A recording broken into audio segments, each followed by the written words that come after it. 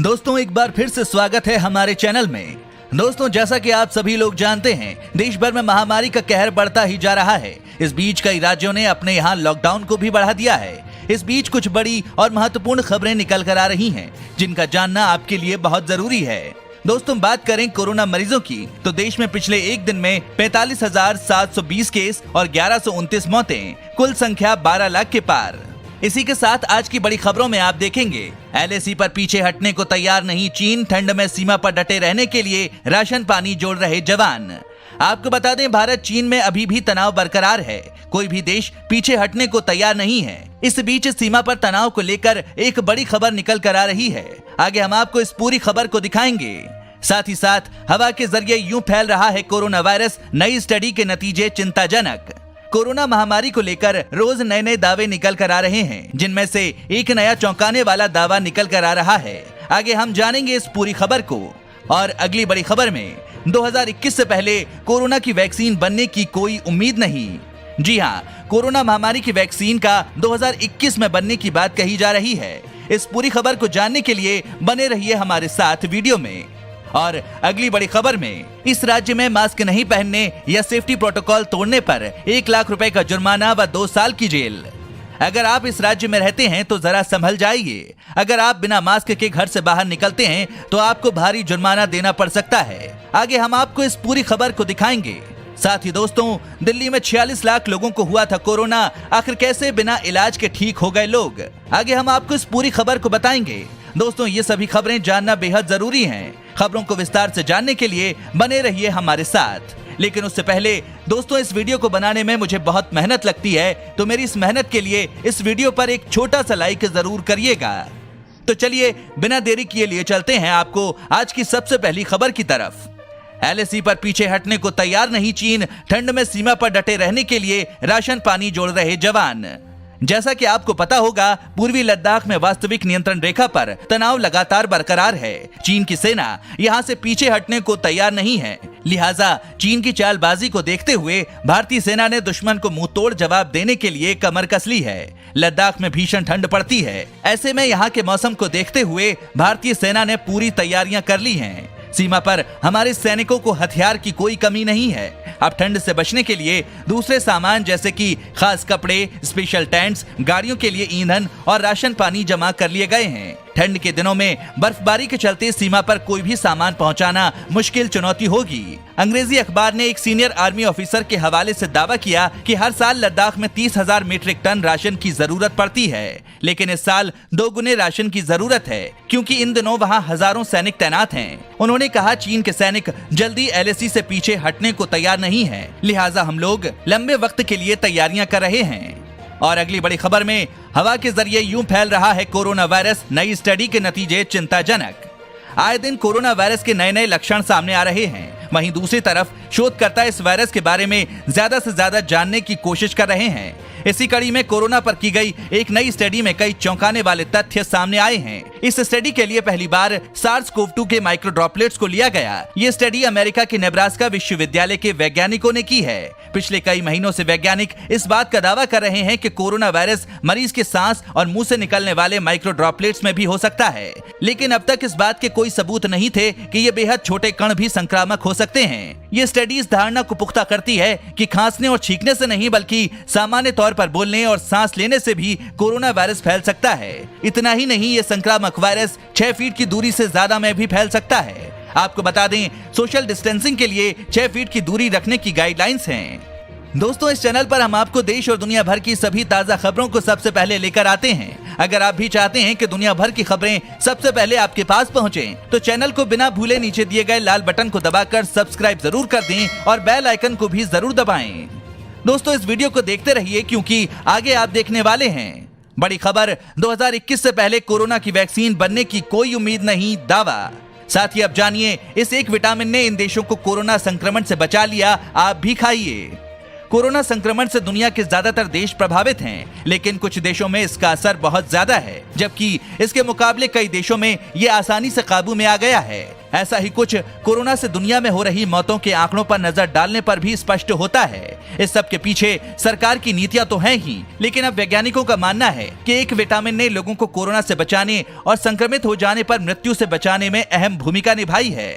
आपको बता दें, आयरिश मेडिकल जर्नल में छपी एक रिपोर्ट में दावा किया गया कि जिन देशों के लोगों के शरीर में विटामिन डी की मात्रा अधिक है, वहां संक्रमण की दर कमजोर है और मौतें भी कम हो रही हैं, जबकि इसके मुकाबले उन देशों में वायरस ने कहर बरपाया है जहां के लोगों के शरीर में विटामिन डी की कमी पाई जाती है। नॉर्वे, डेनमार्क, फिनलैंड, स्वीडन ऐसे देश हैं जहां पर विटामिन डी लोगों की रक्षा कवच बन गया। इस विटामिन की वजह से कोरोना वायरस का संक्रमण कम हुआ और लोग कम बीमार पड़े। इन देशों में ज्यादा मौतें भी नहीं हुई, क्योंकि यहाँ के लोगों के शरीर में विटामिन डी की मात्रा अच्छी है। साथ ही अगली बड़ी खबर में WHO ने कहा 2021 से पहले कोरोना की वैक्सीन बनने की कोई उम्मीद नहीं। दरअसल आपको बता दें, विश्व स्वास्थ्य संगठन ने रूस, चीन, अमेरिका और ब्रिटेन में अलग अलग चरणों में जारी कोरोना वैक्सीन के ट्रायल पर स्थिति स्पष्ट कर दी है। WHO ने साफ कहा है कि अगले साल यानी 2021 से पहले कोरोना वायरस की वैक्सीन बनने की कोई उम्मीद नहीं है। WHO के मुताबिक अगले साल तक वैक्सीन मिलने की उम्मीद है, लेकिन इसके मैन्युफैक्चरिंग और डिस्ट्रीब्यूशन में और भी वक्त लग सकता है। WHO के कार्यकारी निदेशक माइक रियान ने कहा कि कोरोना वायरस की वैक्सीन बनाने के मामले में शोधकर्ताओं को सही कामयाबी मिल रही है, लेकिन साल 2021 के शुरुआती दिनों से पहले उसकी उम्मीद नहीं की जा सकती है। उन्होंने ये भी कहा कि ये जरूरी है कि वैक्सीन की सुरक्षा मानकों में कोई कमी नहीं की जाए, भले ही वैक्सीन बनने की गति थोड़ी धीमी हो जाए। इसके अलावा रियान ने कहा कि हमें अपनी आंखों में देखने की हिम्मत होनी चाहिए और लोगों से आंख मिलाने की भी हिम्मत होनी चाहिए। आम लोगों को ये वैक्सीन देने से पहले हमें उन्हें ये सुनिश्चित करना है कि वैक्सीन को सुरक्षित और प्रभावी बनाने के लिए हमने हर संभव एहतियात बरता है। हम ये करने में थोड़ा कम समय ले सकते हैं, लेकिन वास्तव में देखा जाए तो अगले साल के पहले हिस्से में ही हम लोगों को वैक्सीनेट करना शुरू कर सकेंगे। उन्होंने कहा कि कई संभावित वैक्सीन अपने ट्रायल के तीसरे फेज में है और कोई भी वैक्सीन सुरक्षा मानकों या प्रभावी होने में अभी तक फेल नहीं हुई है। साथ ही दोस्तों, दिल्ली में 46 लाख लोगों को हुआ था कोरोना, आखिर कैसे बिना इलाज के ठीक हो गए लोग। 2 दिन पहले देश की राजधानी दिल्ली से कोरोना को लेकर सीरो सर्वे की रिपोर्ट आई। इसमें पाया गया कि 23.48% लोग कोरोना की चपेट में आ चुके हैं। ये सर्वे रैंडम सैंपलिंग के आधार पर किया गया।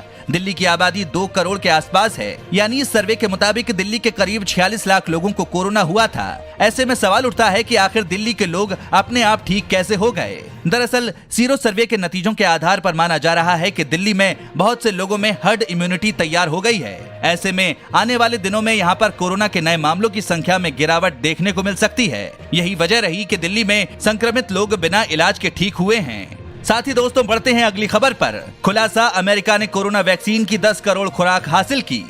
आपको बता दें, इस समय एक चौंकाने वाला खुलासा किया जा रहा है, जिसमें कहा गया है कि अमेरिका ने कोरोना वायरस के संक्रमण से निजात दिलाने वाले टीके की 10 करोड़ खुराक अपने पास सुरक्षित रख ली है। जर्मनी की कंपनी बायोएनटेक ने कहा कि अमेरिका ने 1.95 अरब कीमत की कोरोना वायरस की वैक्सीन अपने लिए हासिल कर ली है। ऐसी ही खबर रूस से भी आई है कि वहां के राष्ट्रपति समेत अरबपतियों ने कोरोना वायरस का टीका लगवाकर खुद को कोरोना वायरस के संभावित संक्रमण से बचा लिया है।